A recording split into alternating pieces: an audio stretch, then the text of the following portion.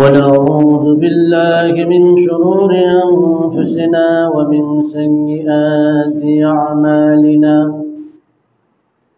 من يهده الله فلا مضل له ومن يضلله فلا هادي له وأشهد أن لا إله إلا الله وحده لا شريك له وأشهد أن محمدًا عبده ورسوله الذي أرسله بالحق بشيرًا ونذيرًا وداعيًا إلى الله بإذنه وسراجًا منيرًا أعوذ بالله من الشيطان الرجيم بسم الله الرحمن الرحيم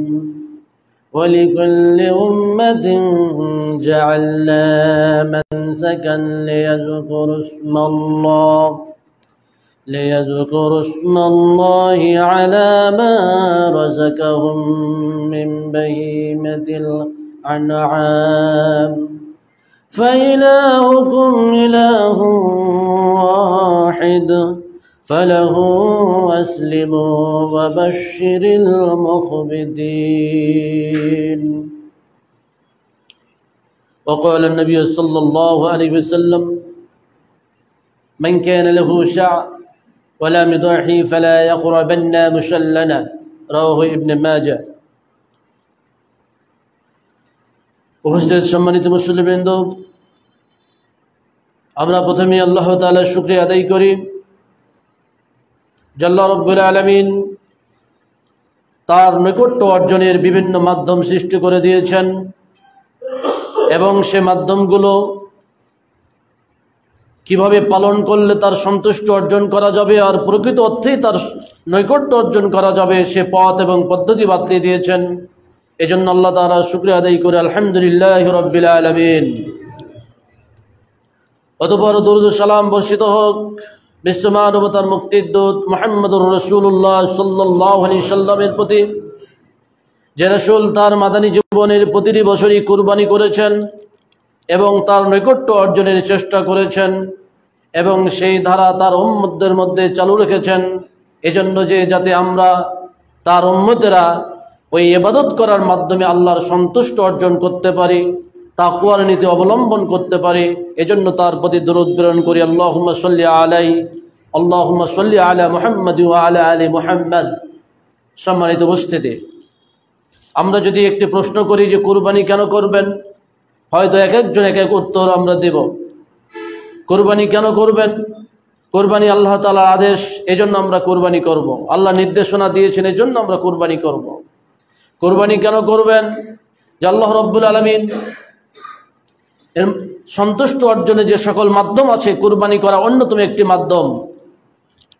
কুরবানি কেন করবেন? কুরবানির নিয়তের বিশুদ্ধতা থাকলে যেমন তাকওয়া অর্জন করা যায়, পাশাপাশি নিজে, পরিবার পরিজন, আত্মীয় স্বজন এবং দরিদ্রদেরকে সাথে করে নিয়ে গোশত খাওয়ারও সুযোগ হয়। এই সবগুলো সহি উত্তর।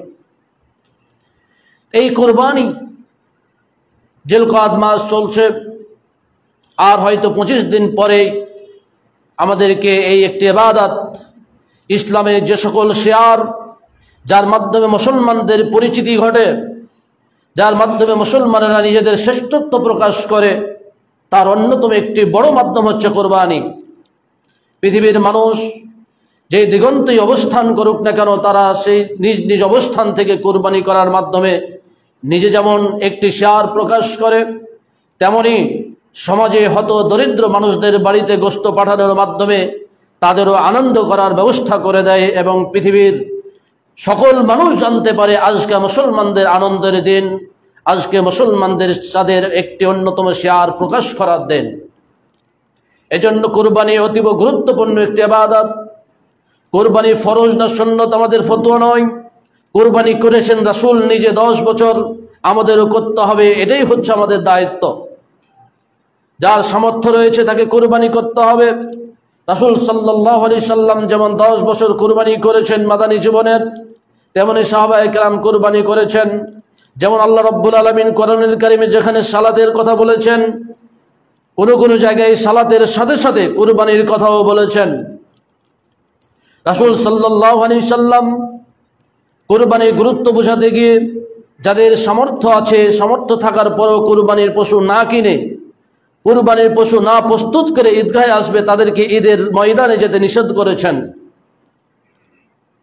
বিদায় হজের শেষ ভাষণে রাসূল সাল্লাল্লাহু আলাইহি সাল্লাম যে সকল গুরুত্বপূর্ণ ভাষণ দিয়েছিলেন তার মধ্যে অন্যতম একটি ছিল প্রত্যেক পরিবারের পক্ষ থেকে কুরবানি করতে হবে।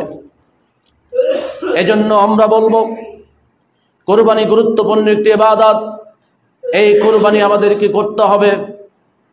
সাহাবায়ে কেরাম কুরবানি করেছেন, তাবিঈন ইজম কুরবানি করেছেন, সালাফদের যুগ থেকে চলে আসছে এই পর্যন্ত মুসলমানেরা কুরবানি করে আসছে।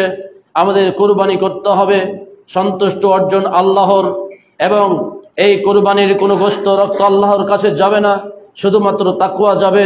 হযরত আদম আলাইহিস সালামের সন্তান কুরবানি করেছিলেন, পরবর্তীতে যারা আম্বিয়া কেরাম ছিলেন তারাও কুরবানি করেছিলেন।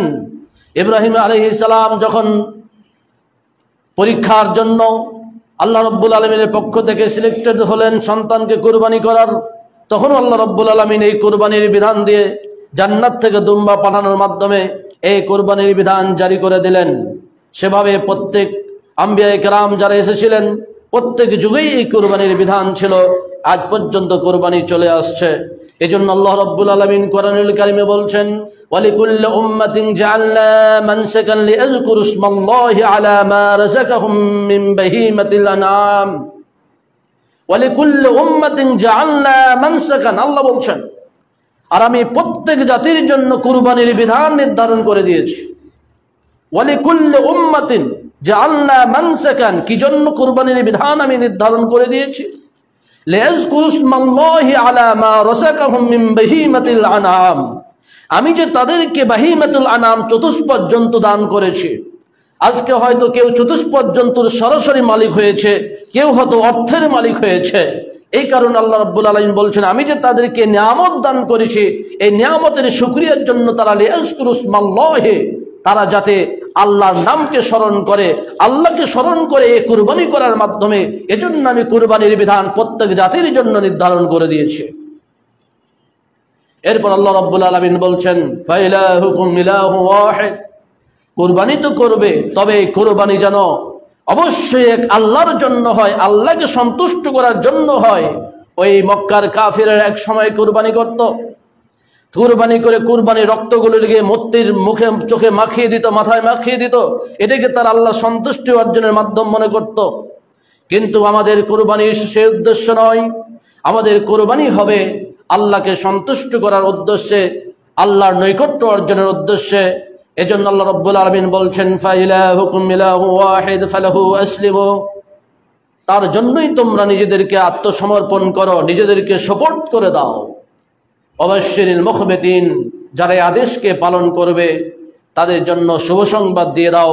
যারা বিনয়ী বিনম্র তাদেরকে তুমি শুভ সংবাদ দিয়ে দাও। সম্মানিত উপস্থিতি, এই যে কুরবানি আল্লাহ রাব্বুল আলামিন প্রত্যেক জাতির জন্য নির্ধারণ করে দিয়েছেন। হযরত আদম আলাইহিস সালামের সন্তানদের জন্য কুরবানির বিধান ছিল। আল্লাহ রাব্বুল আলামিন সূরা মায়েদার মধ্যে বলছেন, আতলু আলাইহিম নাবা ইবনে আদম ইয ক্বাররাবা কুরবানান ফাতুকব্বিলা মিন আহাদিহিমা ওয়া লাম ইউতাকাব্বাল মিনাল আখার। হে নবী, আপনি আপনার উম্মতকে পাঠ করে শোনান আদম আলাইহিস সালামের দুই সন্তানের কাহিনী।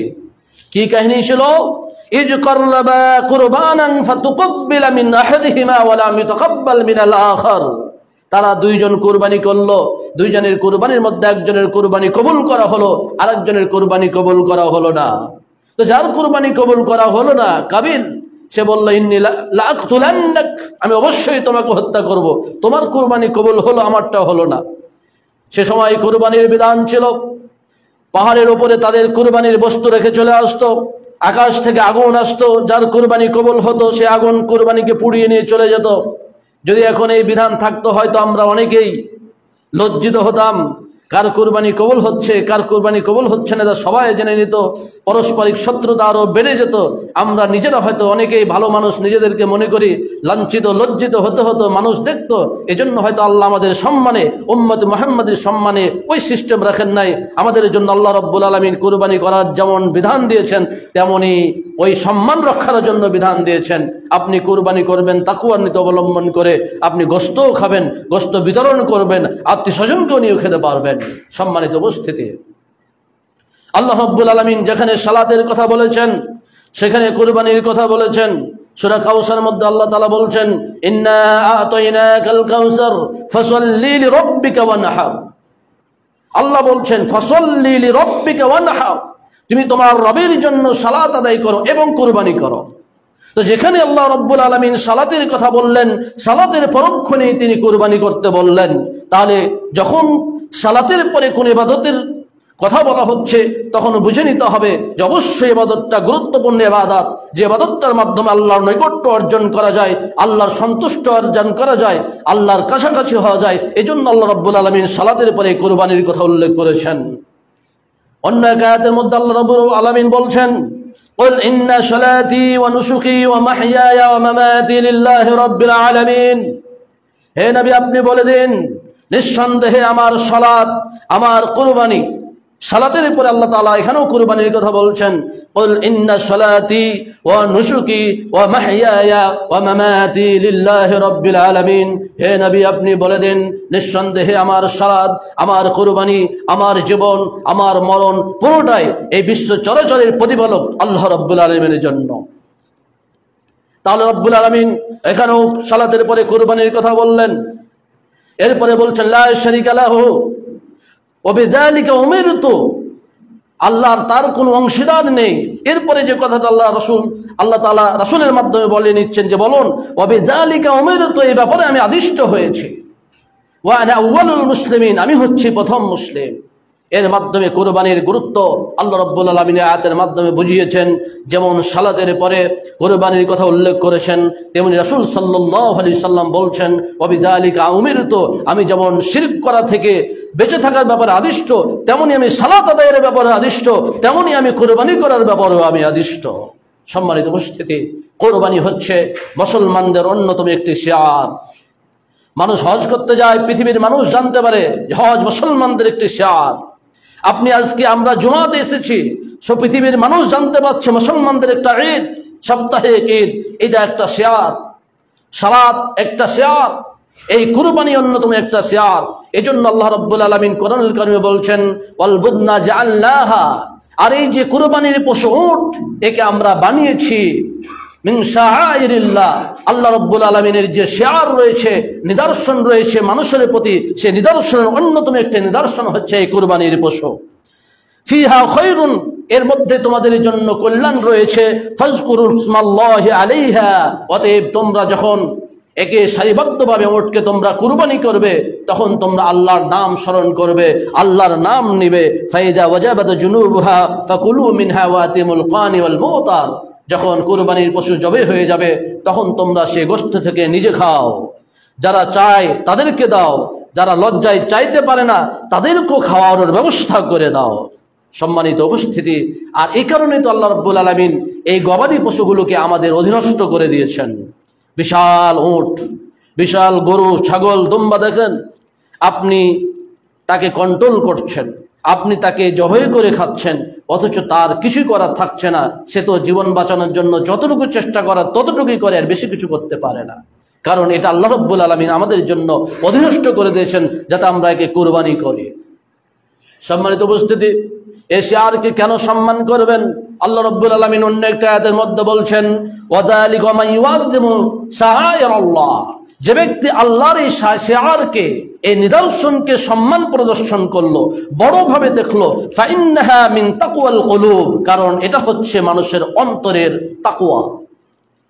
আপনি যদি এই শিয়ারটাকে সম্মান প্রদর্শন করে কুরবানি করেন, যেটা একটা আল্লাহর বিধান, এর মাধ্যমে আল্লাহর সন্তুষ্ট অর্জন করা যায়, এর মাধ্যমে আবার নিজে আত্মীয় স্বজনকে নিয়ে খাওয়া দাওয়া করা যায়, একে যদি আপনি সম্মান প্রদর্শন করেন তাহলে সেটা হবে অন্তরের তাকওয়া।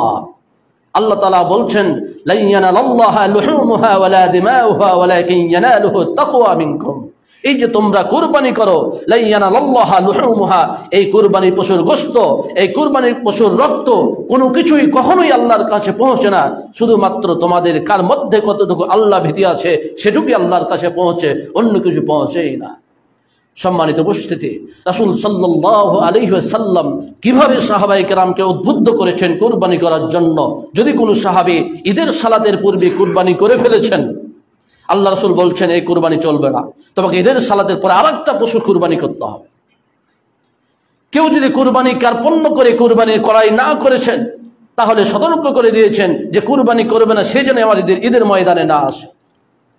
হযরত আব্দুল্লাহ বিন ওমর রাদিয়াল্লাহু তাআলা আনহু বর্ণনা, আবু হুরায়রা রাদিয়াল্লাহু তাআলা আনহু বর্ণনা করছেন, রাসূল সাল্লাল্লাহু আলাইহি সাল্লাম বলেছেন, মান কানা লাহু সা, যে ব্যক্তির সামর্থ্য রয়েছে, যার অর্থ রয়েছে, যার কুরবানির পশু ক্রয় করার মতো সুযোগ সুবিধা রয়েছে, ওয়ালাম ইউদাইহি, অথচ কুরবানি করল না, কুরবানি করার পরিকল্পনা গ্রহণ করল না, আল্লাহর নবী সতর্ক করে দিয়ে বলে দিলেন, ফালা ইয়াকরাবান্না মুসাল্লানা, সে যেন কোনোভাবে আমাদের ঈদের সালাতের ময়দানে, ঈদের ময়দানে আগমন না করে, সেখান থেকে দূরে থাকবে।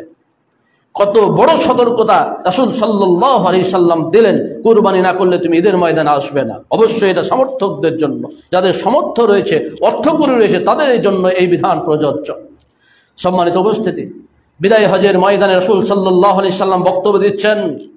বক্তব্য দেওয়ার এক সময়ে তিনি বলছেন, ইয়া আইয়ুহান নাস, হে লোক সকল, ইন্না আলা কুল্লি আহলি বাইতিন, হে লোক সকল শুনে রাখো, প্রত্যেক পরিবারের জন্য ফিকুল আমিন উজহিয়া, প্রত্যেক বছরের জন্য প্রত্যেক পরিবারের পক্ষ থেকে একটি করে কুরবানির বিধান নির্ধারণ করা হয়েছে, কুরবানি করতে হবে।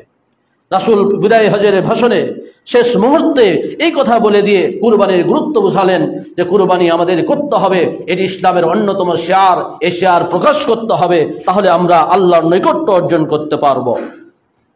সম্মানিত উপস্থিতি, রাসূল সাল্লাল্লাহু আলাইহি সাল্লাম কুরবানির গুরুত্ব কিভাবে দিতেন হাদিসের মধ্যে এসেছে। হযরত জুনদুব বিন সুফিয়ান রাদিয়াল্লাহু তাআলা আনহু বর্ণনা করছেন যে আমরা একবার রাসূল সাল্লাল্লাহু আলাইহি সাল্লামের সাথে ঈদের সালাত উপস্থিত হলাম।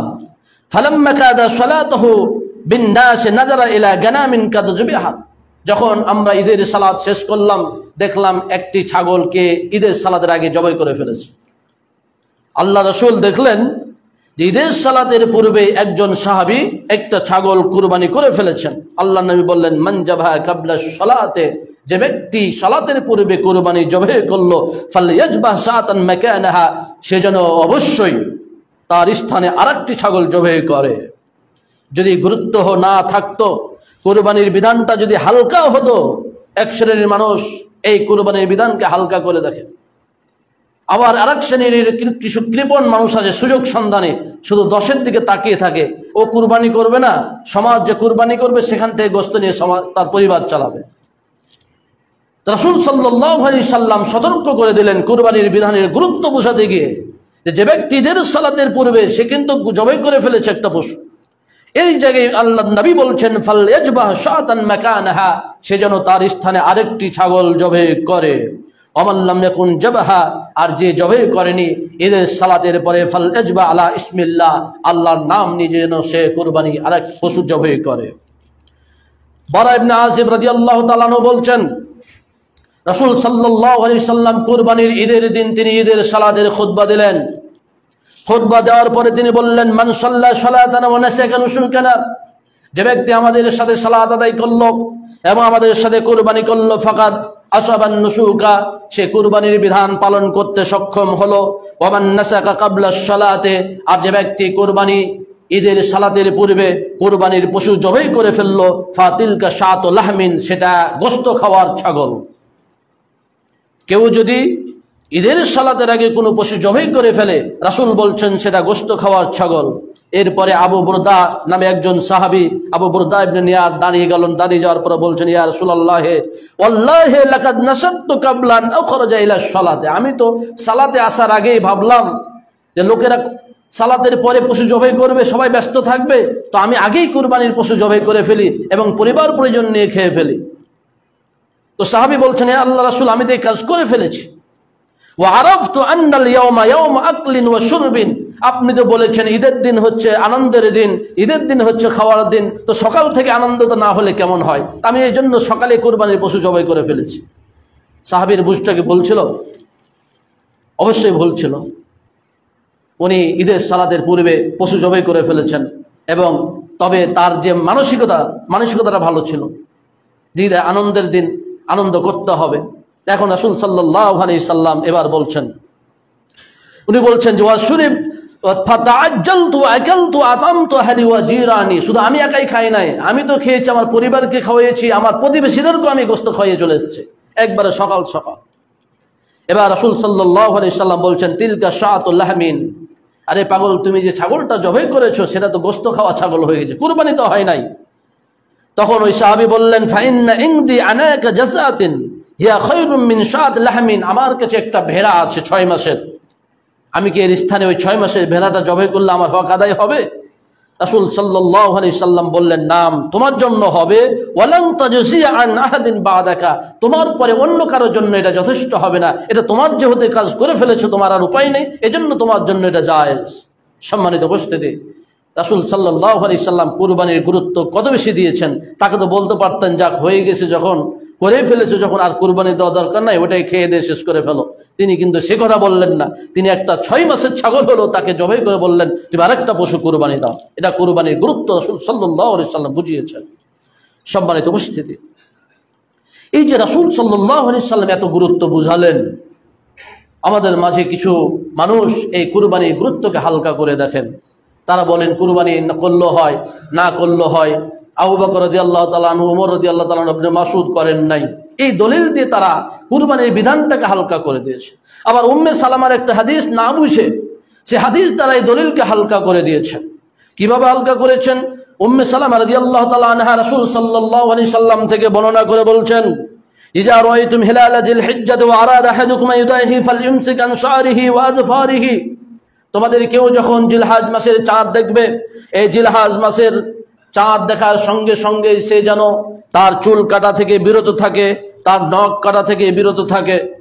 তো এখানে রাসূল সাল্লাল্লাহু আলাইহি সাল্লাম বলছেন যে মান আরাদা ইউদাহি, যে ব্যক্তি কুরবানি করতে চায়, এই যে কুরবানি করতে চায় এটা তো হালকা করে বলা হয়েছে, কিন্তু আমাদেরকে বুঝতে হবে আল্লাহ রাব্বুল আলামিন বিভিন্ন আয়াতে এই আরাদা শব্দটা ব্যবহার করেছেন, অথবা এই জাতীয় শব্দের অর্থ ব্যবহার করে সেটাকে ফরজ করেছেন। কিভাবে ফরজ করেছেন দেখেন, আল্লাহ রাব্বুল আলামিন বলছেন ওয়াইজা কুমতুম ইলাস সালাত, যখন তুমি সালাতের ইচ্ছা করবে, সালাতের জন্য দাঁড়াবে, তখন কি করবে? ফাগসিলু উজুহাকুম, সরাসরি উজুর বিধানটাকে আল্লাহ ফরজ করছেন। এখন যদি আমরা আলাদা অর্থে ইচ্ছাকে ধরে নিই, তাহলে এখানে ওযু করাটা সুন্নাত হয়ে যাবে, ওযু করাটা ফরজ হবে না, ওযু করাটা মুস্তাহাব হবে। তুমি সালাতে ইচ্ছা করছো, ওযু করলে করতে পারো, না করলেও করতে পারো, কিন্তু ওযু ছাড়া কি সালাত হবে? ওযু ছাড়া কোনো দিনই সালাত হবে না। রাসূল সাল্লাল্লাহু আলাইহি সাল্লামের এই জন্য হাদিসকে আমাদেরকে সালফে সালেহিনের বুঝ অনুযায়ী বুঝতে হবে। সাহাবায়ে কেরাম কিভাবে বুঝেছেন, তাবিঈন ইজম কিভাবে বুঝেছেন, আমাদেরকে সেভাবে বোঝার চেষ্টা করতে হবে, তাহলে আমরা সঠিক বুঝতে পারবো। সম্মানিত উপস্থিতি, আরেকটা দলিল দেওয়া হয়ে থাকে যে আবু বকর রাদিয়াল্লাহু তাআলা আনহু, ওমর রাদিয়াল্লাহু তাআলা আনহু, আব্দুল্লাহ ইবনে মাসউদ রাদিয়াল্লাহু তাআলা আনহু তারা কুরবানি করেন নাই এটা দেখানোর জন্য যে কুরবানি যাতে কেউ ওয়াজিব ফরজ মনে না করে। কুরবানি ওয়াজিব না ফরজ এটা আমাদের দেখার দরকার নাই। রাসূল সাল্লাল্লাহু আলাইহি সাল্লাম 10 বছর কুরবানি করেছেন।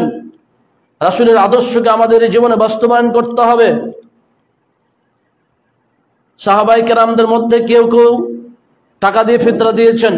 আমরা কঠোরভাবে বলি যে আমাদেরকে খাদ্যদ্রব্য দিয়ে ফিতরা দিতে হবে, কারণ রাসূল সাল্লাল্লাহু আলাইহি সাল্লাম খাদ্যদ্রব্য দিয়ে ফিতরা দিয়েছেন। তাবিঈন ইজমদের মধ্যে কেউ কেউ বলেছেন টাকা দিয়ে ফিতরা দিলেও হবে, কিন্তু আমরা বলি খাদ্যদ্রব্য দিয়েই দিতে হবে, কারণ রাসূল সাল্লাল্লাহু আলাইহি সাল্লাম এবং সাহাবায়ে কেরামের মধ্যে যারা বড় বড় সাহাবী ছিলেন তারা সবাই খাদ্যদ্রব্য দিয়ে ফিতরা দিয়েছেন। তাহলে আমরা রাসূলের আদর্শকে অবশ্যই অনুসরণ করব। রাসূলের সুন্নাতকে পরিত্যাগ করলেন সেটা আমার বুঝে আসে না। 3 নম্বর কথা হলো, যখন কোন সাহাবায়ে কেরাম থেকে রাসূল সাল্লাল্লাহু আলাইহি সাল্লামের আদর্শের বিপরীত কোনো মতামত দেখা যাবে, তখন রাসূলকে অনুসরণ করতে হবে, অন্যথায় আমরা পথভ্রষ্ট হয়ে যাব। একদিন হজরত তামাত্তু নিয়ে হযরত আব্দুল্লাহ ইবনে আব্বাস রাদিয়াল্লাহু তাআলা আনহুকে জিজ্ঞেস করা হলো এবং তাকে বলা হলো আবু বকর এবং ওমর তো বলেছেন যে হজ্জে ইফরাদ করতে হবে। রাসূল সাল্লাল্লাহু আলাইহি সাল্লাম হজ্জে তামাত্তু করেন নাই বা তামাত্তুনের গুরুত্ব বলেন নাই। তখন আব্দুল্লাহ বিন আব্বাস রাদিয়াল্লাহু তাআলা আনহু বললেন, ইউশিকু আন তানজিলা আলাইকুম হিজারাতুম মিনাস সামায়ে, আমি সন্দেহে পড়ছি যে তোমাদের উপর আকাশ থেকে আল্লাহ পাথর বর্ষণ করে তোমাদেরকে ধ্বংস করে দেবেন। আকুলু ক্বালা রাসূলুল্লাহ সাল্লাল্লাহু আলাইহি সাল্লাম, আমি বলছি যে আল্লাহর রাসূল এই কথা বলেছেন। ওয়া তাকুলুনা ক্বালা আবু বকর ওয়া ওমর, আর তোমরা বলছো আবু বকর এটা বলেছেন, ওমর এটা বলেছেন। তাহলে সাহাবায়ে কেরাম যদি কোনো পার্সোনাল আমল, আমরা বলি দাড়ি যেভাবে আল্লাহ রাব্বুল আলামিন আমাদের দিয়েছেন সেভাবে রেখে দিতে হবে, এটাই সুন্নাত। দাড়ি রাখা ওয়াজিব। রাসূল যেভাবে দাড়ি রেখেছেন, তারকুহা আলা হালিহা, দাড়িকে নিজ অবস্থায় ছেড়ে দিতে হবে, এটাই হচ্ছে সুন্নাত। আবার সাহাবায়ে কেরামের মধ্য থেকে কোন সাহাবীর বর্ণনা পাওয়া যায়, আব্দুল্লাহ বিন ওমর রাদিয়াল্লাহু তাআলা আনহুর বর্ণনা পাওয়া যায়, হাদিস বুখারীতে আছে, তিনি হজের ময়দানে গিয়ে, হজে মৌসুমে গিয়ে তিনি দাড়ি ছোট করেছেন। এখন আপনি সাহাবায়ে আব্দুল্লাহ বিন ওমরের ব্যক্তিগত আমল মানবেন, নাকি রাসূল বলছেন তুমি দাড়িকে নিজ অবস্থায় ছেড়ে দাও সেটাকে মানবেন? আমরা কঠোরভাবে বলি রাসূল যেভাবে দাড়ি রেখেছেন সেভাবে আমাদেরকে মানতে হবে, রাসূলের আদর্শে আমাদেরকে অনুসরণ করতে হবে। সাহাবায়ে কেরামের ব্যক্তিগত আমল আমাদের জন্য আদর্শ সবগুলো নয়। হযরত ওসমান রাদিয়াল্লাহু তাআলা আনহু 2 আযান চালু করেছিলেন। আমরা কয় আযান চালাই? 1 আযান। কারণ আল্লাহ রাসূলের যুগে 1 আযান ছিল। আমরা আল্লাহর রাসূলের সুন্নাতটাকে আঁকড়ে ধরার চেষ্টা করছি। রাসূল সাল্লাল্লাহু আলাইহি সাল্লাম তারাবির সালাত ওয়াজিব হয়ে যাওয়ার ভয়ে তিনি 3 দিন আদায় করেছেন। আমরা কয়দিন আদায় করি? 30 দিনই আদায় করার চেষ্টা করি আল্লাহর নৈকট্য অর্জনের। কিন্তু রাসূল সাল্লাল্লাহু আলাইহি সাল্লাম 3 দিন নয়, 3 বছর নয়, তিনি 10 বছরই কুরবানি করেছেন। তিনি যদি ভাবতেন যে আমার উপর ওয়াজিব হয়ে যাবে, আমার উম্মতের উপর ফরজ হয়ে যাবে, তাহলে তিনি কুরবানি মাঝে মধ্যে ছেড়ে দিতেন। রাসূল কিন্তু 10 বছরই কুরবানি করেছেন, কুরবানির গুরুত্ব বুঝিয়েছেন। সম্মানিত উপস্থিতি, একদিন আব্দুল্লাহ বিন ওমর রাদিয়াল্লাহু তাআলা আনহুকে প্রশ্ন করা হলো একটি বিষয়ে। তখন বারবার তাকে বলা হলো যে আবু বকর তোমার পিতাতে এই ফতোয়া দিয়েছেন, তুমি কেন তার বিপরীত ফতোয়া দিচ্ছ? তখন আব্দুল্লাহ বিন ওমর রাদিয়াল্লাহু তাআলা আনহু বললেন, দেখো, আফা বিকিতাবাল্লাহি আহাক্কু আন তাত্তাবিউ আম উমারা, আল্লাহর কিতাব আমাদের মাঝে আছে, রাসূলের হাদিস আমাদের মাঝে আছে, এটার অনুসরণ করা বেশি উপযুক্ত নাকি উমরের কথা অনুসরণ করার বেশি উপযুক্ত? তাহলে তার ছেলেই তার পিতার বিরোধিতা করেছেন রাসূলের সুন্নাহ প্রতিষ্ঠিত থাকার কারণে। সম্মানিত উপস্থিতি, এজন্য আমাদেরকে এই বিষয়গুলো খেয়াল করতে হবে যে রাসূল সাল্লাল্লাহু আলাইহি সাল্লাম কোন সুন্নতকে কিভাবে পালন করেছেন। ফতোয়া ওয়াজিব না ফরজ এদিকে আমরা যাচ্ছি না, আমরা যাচ্ছি যে রাসূল অনুসরণ করেছেন, রাসূল পালন করেছেন, আমাদেরকে পালন করতে হবে। তাহলে আমরা আল্লাহর নৈকট্য এবং সন্তুষ্ট অর্জন করতে পারব। এরকম একদিন আব্দুল্লাহ বিন ওমর রাদিয়াল্লাহু তাআলা আনহু বলছেন যে আমি সামি'তু রাসূলুল্লাহ সাল্লাল্লাহু আলাইহি সাল্লাম লা তামনাউ নিসাআকুম বিল মাসাজিদ ইযা ইস্তাজানাহা, তোমাদের স্ত্রীরা যখন মসজিদে যাওয়ার জন্য তোমাদের কাছে অনুমতি চাইবে তখন তোমরা তাদেরকে অনুমতি দিবে, বাধা দিবে না। এই কথা রাসূল বলেছেন। কে বলছেন? আব্দুল্লাহ বিন ওমর রাদিয়াল্লাহু তাআলা আনহু বলছেন। তখন তার ছেলে বেলাল বলছেন, ওয়াল্লাহি লা আমনাউন্না, আল্লাহর কসম আমি তাদেরকে মসজিদে যেতে বাধা দেব। উনি বলছেন রাসূল বলেছেন, আর তার ছেলে বলছে আল্লাহর কসম আমি বাধা দেব। তখন আব্দুল্লাহ বিন ওমর রাদিয়াল্লাহু তাআলা এত বেশি রেগে গেলেন, তার ছেলেকে সাব্বা সাব্বান সাইয়ান লাম্মা সামিতুহু সাব্বান মিসলাহু। বর্ণনাকারী সাহাবী বলছেন তার ছেলেকে এত বেশি গালিগালাজ করলেন যে তার মুখ থেকে এত বেশি গালিগালাজ আমি কখনোই শুনি নাই। তিনি বললেন, আকবরু কান রাসূলুল্লাহ সাল্লাল্লাহু আলাইহি সাল্লাম, আমি তোমাকে রাসূলের কথা বলছি, রাসূলের কথা বলেছেন, আর তুমি বলো যে আমি তোমাদেরকে নিষেধ করবো, নারীদেরকে নিষেধ করবো, এটা কি পেয়েছ? রাসূলের আদর্শকে সাহাবায়ে কেরাম কিভাবে অনুসরণ করেছেন। কোনো সাহাবী যদি ব্যক্তিগতভাবে কোনো আমল করে থাকেন, সেটা যদি রাসূলের সুন্নাহর সাথে না মিলে যায় তাহলে আমরা সেটা গ্রহণ করব না। ওমর রাদিয়াল্লাহু তাআলা আনহু প্রাথমিক যুগে তিনি 3 তালাককে একসাথে এক বৈঠকে যদি 3 তালাক দিয়ে দিত সেটা গণ্য হয়ে যেত। 3 তালাক এক বৈঠকে দিয়ে স্ত্রী তালাক। কিন্তু আমরা সেটা মানি না। কেন মানি না? কারণ রাসূল সাল্লাল্লাহু আলাইহি সাল্লাম আমাদের মাঝে আদর্শ রেখে গিয়েছেন যে কেউ যদি এক বৈঠকে 3 তালাক দিয়ে দেয় সেটা 1 তালাকই হবে। 1 মাসে 1 তালাক হবে, আরেক মাসে যদি তালাক দেয় আরেক তালাক হবে, আরেক মাসে যদি আরেক তালাক দেয় 3 তালাক, এভাবে 3 মাসে 3 তালাক অন্তর্ভুক্ত হবে। একবারে কেউ তালাক দিলে 3 তালাক হবে না, কারণ রাসূলের যুগে এটাই ছিল। সম্মানিত উপস্থিতি, এজন্য আমাদেরকে রাসূল সাল্লাল্লাহু আলাইহি সাল্লাম 10 বছর কুরবানি করেছেন, আমাদেরকে কুরবানি করতে হবে। এবার আসুন আমরা কুরবানি কোন প্রাণী দিয়ে করব। রাসূল সাল্লাল্লাহু আলাইহি সাল্লাম কুরবানির প্রস্তুতির জন্য তিনি সাহাবায়ে কেরামকে উদ্বুদ্ধ করতেন। কোন প্রাণী দিয়ে কুরবানি করা যাবে, কোনগুলো দিয়ে প্রাণী দিয়ে কুরবানি করা যাবে না, সেগুলো বর্ণনা করে দিয়ে দেন। আল্লাহ রাব্বুল আলামিন কোরআনুল কারিমে 8 শ্রেণীর প্রাণীর কথা বলেছেন। গরু, সেটা নর হোক, মাদি হোক, গাভী হোক, ষাঁড় হোক, দুধা দিয়ে করা যাবে। ওটের বিষয়টিও তাই, ছাগল বিষয়টিও তাই, ভেড়ার বিষয়টিও তাই। এই কয়েকটি প্রাণী দিয়ে কুরবানি করার বৈধতা রয়েছে। এছাড়া মহিষকে গরুর সাথে তুলনা করে কেউ কেউ জায়েজ বলেছেন। তবে আল্লাহ রাব্বুল আলামিন কোরআনুল কারিমে সরাসরি এই কয়েকটি প্রাণীর কথা বলেছেন। গরু, ছাগল, উট এবং দুম্বা এবং ভেড়া, এই পশুগুলো দিয়ে কুরবানি করতে হবে। এগুলো হচ্ছে বাহিমাতুল আনাম। এখন এই বাহিমাতুল আনামের মধ্যে কোনটি উত্তম বেশি?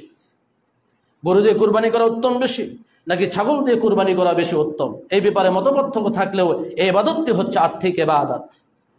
আর্থিক ইবাদতের ক্ষেত্রে যেই কুরবানি করতে আপনার বেশি অর্থ খরচ হবে, সেইটাই কুরবানি করতে হবে। এজন্য রাসূল সাল্লাল্লাহু আলাইহি সাল্লাম জুমার মসজিদে যখন আপনি আগে এসেছেন, যারা আসছেন তারা উট কুরবানি দেওয়ার সওয়াব পেয়েছেন। আল্লাহ রাসূল সাল্লাল্লাহু আলাইহি সাল্লাম বলছেন, যে ব্যক্তি মসজিদে প্রথমে এসেছেন সে ব্যক্তি উট কুরবানি দেওয়ার সওয়াব পেয়ে যাবে। আল্লাহর নবী বলছেন, মানিত্তাসালা ইয়াউমাল জুমাআতি গুসলাল জানাবা, যে ব্যক্তি জুমার দিনে গোসল করলো, পবিত্র হওয়ার গোসল, সুম্মা রাহা, এরপরে মসজিদ আসলো, ফাকান্নামা কাররাবা বাদানাতান, সে যেন একটি উট কুরবানি করার সওয়াব পেয়ে গেল। এরপর আল্লাহ রাসূল বলছেন, ওমান রাহা ফি সাআতি সানিয়া, যে ব্যক্তি দ্বিতীয় স্তরে জুমার মসজিদ আগমন করলো, ফাকান্নামা কাররাবা বাকারাতান, সে যেন একটা গরু কুরবানি দেওয়ার সওয়াব পেয়ে গেল। এরপর আল্লাহর নবী বলছেন, ওমান রাহা ফি সাআতি সালিসা, তৃতীয় স্তরে যে ব্যক্তিরা আসলো, ফাকান্নামা কাররাবা কাবসান, তারা দুম্বা কুরবানি দেওয়ার সওয়াব পেয়ে গেল। এরপর আল্লাহ রাসূল সাল্লাল্লাহু আলাইহি সাল্লাম বললেন মুরগি দান করার কথা। তারপরে বললেন তিনি ডিম দান করার কথা। কয়টা স্তর বর্ণনা করলেন? 5টা স্তর বর্ণনা করলেন। উটের কথা আগে বললেন, তারপরে গরুর কথা আগে বললেন, তারপরে দুম্বার কথা বললেন, এই জাতীয় প্রাণীর কথা বললেন, এরপরে মুরগি দান করার কথা বললেন, এরপরে ডিম দান করার কথা বললেন। প্রথমে রাসূল সাল্লাল্লাহু আলাইহি সাল্লাম সর্বাধিক মূল্যবান পশু উটের কথা বললেন। যারা প্রথম স্তরে এসেছেন তারা উট কুরবানির সওয়াব পেয়েছেন, যারা দ্বিতীয় স্তরে গরু কুরবানির সওয়াব পেয়েছেন, তৃতীয় স্তরে দুম্বা কুরবানির সওয়াব পেয়েছেন। এরপরে যখন আজান হয়ে যায়, আজান হয়ে গেলে কিন্তু আপনার ফেরেশতারা আজান শ্রবণ করে। আজান শ্রবণ করার পরে যে খাতা নিয়ে তারা আপনার আমার আমল নামা লেখে, সে খাতা বন্ধ করে দিয়ে ইমামের খুতবা শ্রবণ করতে থাকে। এই যে বিশেষ মর্যাদা, এই মর্যাদাগুলো যারা আজানের পরে আসবে তারা পাবে না। তো আমাদের জানার বিষয় হচ্ছে, আল্লাহ রাসূল প্রথমে কার কথা বললেন? উটের কথা বললেন। উটের কথা কেন বললেন? কারণ সর্বাধিক মূল্যবান পশু হচ্ছে উট। এজন্য উলামায়ে কেরাম বলেছেন, কুরবানির ক্ষেত্রে সর্বোত্তম পশু যদি আপনি পারেন, উট দ্বারা কুরবানি দেবেন। যদি এরপরে আপনার সামর্থ্য না থাকে তাহলে গরু দ্বারা কুরবানি দেবেন। এরপরে এর সামর্থ্য যদি না থাকে আপনি দুম্বা, ছাগল, ভেড়া দিয়ে কুরবানি দেবেন। এরপরে যদি সামর্থ্য না থাকে তার আরো বিকল্প মানুষ রাসূলের যুগে ছিল, সেটা হলো আপনি ভাগে কুরবানি দেবেন। কিন্তু কুরবানির বিষয়টাকে অবশ্যই আমাদেরকে গুরুত্ব দিতে হবে। রাসূল সাল্লাল্লাহু আলাইহি সাল্লাম 10 বছরই কুরবানি দিয়েছেন, আমাদেরকে কুরবানি দিতে হবে। সম্মানিত উপস্থিতি, এবার আসুন কোন প্রাণীগুলো দিয়ে কুরবানি করা জায়েজ নয়। রাসূল সাল্লাল্লাহু আলাইহি সাল্লাম বলছেন, আরবাআতুন লা তাজুজু ফিল উযহিয়া, 4 শ্রেণীর প্রাণী কুরবানির ক্ষেত্রে জায়েজ নয়। এক শ্রেণীর প্রাণী হচ্ছে আল আওরাউ আল বাyyিন আওয়ারুহা, কানা, যার কানা হওয়াটা স্পষ্ট, চোখে দেখে না। আপনি হাঁকিয়ে নিয়ে যাচ্ছেন, আরেক দিকে চলে যাচ্ছে, ও রাস্তা বুঝে না, ওই প্রাণী দিয়ে কুরবানি কিন্তু চলবে না। এরপর রাসূল সাল্লাল্লাহু আলাইহি সাল্লাম বলছেন, ওয়াল মারিদাতু আল্লাতী, এমন অসুস্থ যে তাকে দেখে বোঝা যাচ্ছে এটা অসুস্থ প্রাণী, ওই অসুস্থ প্রাণী দিয়ে আপনার কুরবানি করা যাবে না। এরপর রাসূল সাল্লাল্লাহু আলাইহি সাল্লাম বলছেন যে ওয়াল আরদা ওয়াল বাyyিন দালুহা, খোড়া, ন্যাংরা, এমন ন্যাংরা যার ন্যাংরা হওয়াটা, খোড়া হওয়াটা স্পষ্টভাবে বোঝা যাচ্ছে, হাঁটতে পারে না, এক পা তুলে তার এক পা তুলতে পারে না, এমন স্পষ্ট খোড়া প্রাণী দিয়ে কুরবানি দেওয়া আল্লাহ রাসূল বলছেন জায়েজ নয়। এরপরে রাসূল সাল্লাল্লাহু আলাইহি সাল্লাম বলছেন যে ওয়াল কাসীরাতুল্লাতী লা তুনকি, এমন দুর্বল প্রাণী যে দুর্বল প্রাণীর কোনো মজ্জা নেই, কোনো ক্যালসিয়াম পায়ে নেই বা শরীরে নেই, দেখে বোঝা যাচ্ছে হৃষ্টপুষ্ট নয়, একেবারে জীর্ণ শীর্ণ প্রাণী, এই জীর্ণ শীর্ণ প্রাণী দিয়ে কুরবানি করা যাবে না। এই 4 শ্রেণীর প্রাণীকে রাসূল সাল্লাল্লাহু আলাইহি সাল্লাম কুরবানির জন্য অনুপযুক্ত মনে করলেন। এরপরে সাহাবী বলছেন, ইন্নী আকরাহু আইয়াকুনা ফিল কারনি নাকশুন, হে আল্লাহর রাসূল, আমি তো মনে করি যদি কোনো কুরবানির পশুর সিংহে কোনো ত্রুটি বিচ্যুতি থাকে, সিং ভাঙা হয় বা সিং ত্রুটিযুক্ত হয়, তাহলে সেটাকে আমি অপছন্দ করি। আল্লাহ রাসূল তখন বললেন, ওয়া ইয়াকুনা ফিস সিন্নি নাকশুন ক্বালা মা কারিহতাহু ফাদাহু, তুমি যেটা অপছন্দ করো সেটাকে তুমি ছেড়ে দাও, তবে ওয়ালা তুহাররিমহু আলা আহাদিন, এটাকে অন্যের জন্য তুমি হারাম করে দেবে না। তার মানে সিংহে যদি কোনো ত্রুটি বিচ্যুতি থাকে সে পশু দ্বারা কুরবানি করা যায়। কিন্তু ওই 4টা যেটা বলা হলো, পা ভাঙা, অসুস্থ, স্পষ্ট অসুস্থ, কানা খোরা, তার অস্থি মজ্জা কিছু নেই, এরকম জীর্ণ শীর্ণ প্রাণী, এই 4 শ্রেণীর প্রাণী দ্বারা কুরবানি দেওয়া যাবে না। কিন্তু কোনো কারণে যদি সিং ত্রুটিযুক্ত হয় সেটা দিয়েও কুরবানি দেওয়া জায়েজ। তবে সাহাবায়ে কেরামদের মধ্যে অনেকে বলছেন আমরা এটা অপছন্দ করতাম। রাসূল বললেন, তুমি অপছন্দ করো ঠিক আছে, কিন্তু অন্যের জন্য এটাকে হারাম করে দিও না। সম্মানিত উপস্থিতি, আলী রাদিয়াল্লাহু তাআলা আনহুকে জিজ্ঞেস করা হলো যে আনসাবাতিন ফাকাল আল কারন, তাকে জিজ্ঞেস করা হলো সিংহে যদি কোনো ত্রুটি বিচ্যুতি থাকে, তখন আলী রাদিয়াল্লাহু তাআলা আনহু বললেন, লা ইয়াদুররুকা, সেটা তোমার কোনো ক্ষতি করবে না।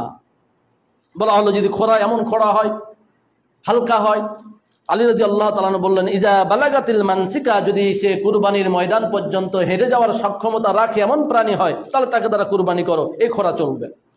সম্মানিত উপস্থিতি, তবে তিনি আরো বললেন, ওয়াকানা রাসূলুল্লাহ সাল্লাল্লাহু আলাইহি সাল্লাম আমারনা, আল্লাহর রাসূল আমাদেরকে বলতেন, আন নাশরিফাল আইন ওয়াল উযনা, যেন আমরা ভালোভাবে কুরবানির পশু ক্রয় করার সময় তার চোখ দেখি, তার কান দেখি, ভালো করে যেন কুরবানির পশু চোখ দেখে নি যে চোখটা কানা নাকি, সে দেখতে পায় কিনা, এবং তার কানটা দেখি যে কান অর্ধেক আছে অর্ধেক নাই, এরকম যাতে না হয় এভাবে আমাদেরকে খেয়াল করতে হবে।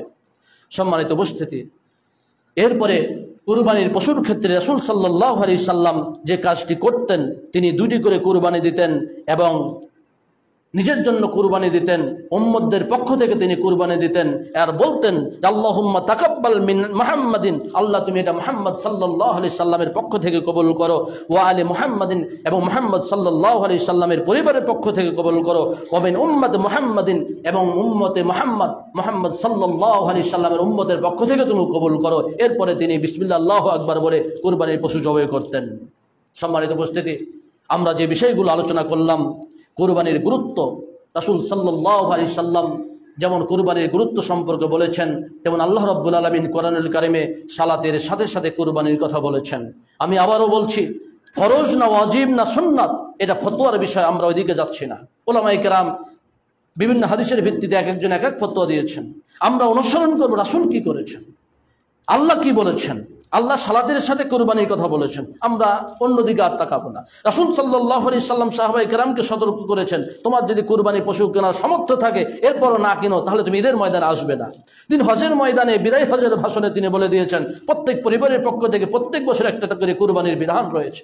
এই যে গুরুত্বপূর্ণ কথাগুলো বলেছেন, সেজন্য আমরাকে কুরবানির প্রস্তুতি নিতে হবে।